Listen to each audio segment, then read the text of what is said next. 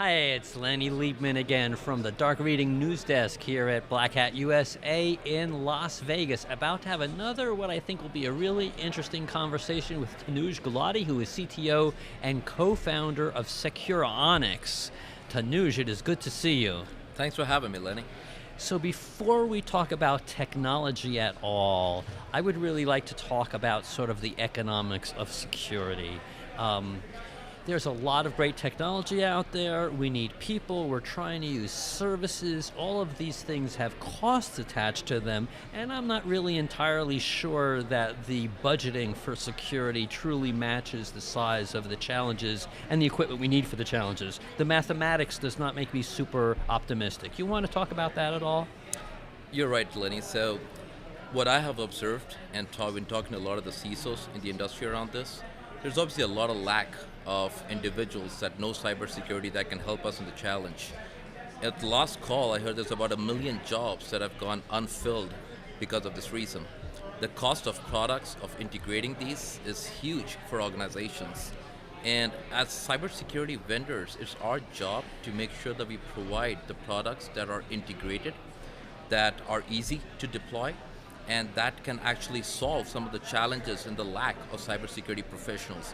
Using machine learning, AI, automation, a lot of the stuff that we're doing right now as vendors, we are evolving into ensuring that these challenges are met for the future.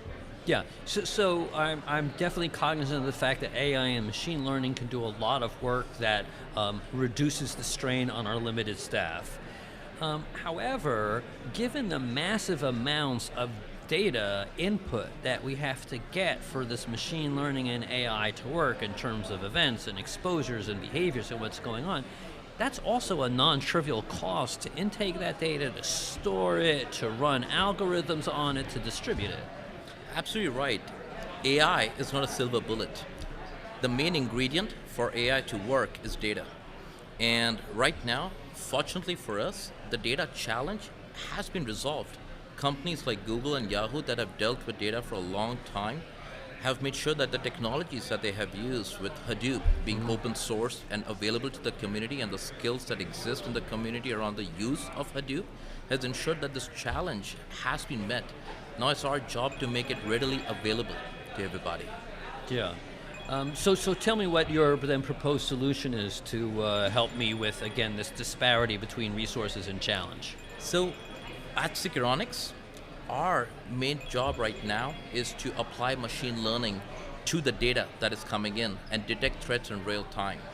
And for me, as a CTO of a company that's responsible for meeting the cybersecurity challenges, we are working towards making this available at scale to customers across the board and in a very easily available format for them. So we're providing a solution on the cloud, we are providing a solution on-prem, and we are almost providing the security data lake in a box for companies to utilize rather than relying on a lot of the third-party integrators to try to bring all these things together for them.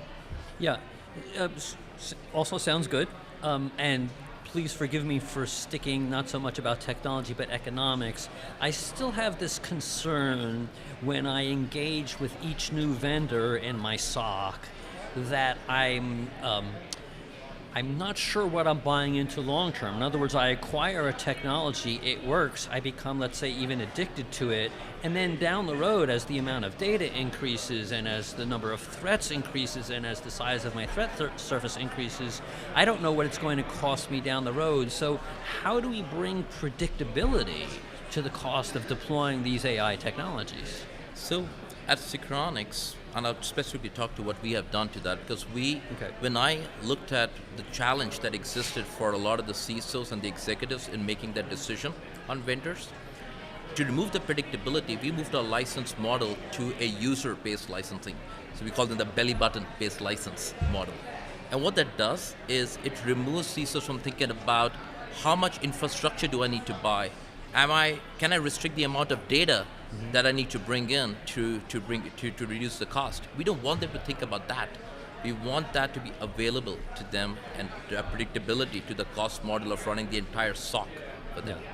And I think it's really important also because in the SOC, we can't constantly be asking the CFO for more money and more money, because if we ask for more money and we keep them safe, the response is usually, oh, we could have gotten away with 80% of what we just gave you because you kept us safe with 100%. So the money issue is real. Precisely right. I mean, it's like, unless an attack happens, nobody wants to open up the purse strings, right?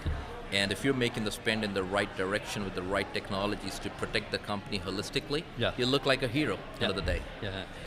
Okay, you've let me talk enough about economics and resources. I'm going to let you talk at all, if you'd like to, briefly about any technological differentiators with Securonix. Sure. So, we have a technology called Sniper, right? And with the Sniper technology, we are the next generation SIM. We are the nerve center of security operations within an organization.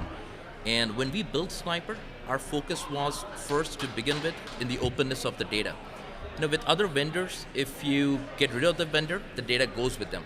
And that's a big no-no for everybody who's concerned with security. I have collected my data in this repository. I need it to be there whether the vendor sticks around today or tomorrow. So we kept everything in Hadoop.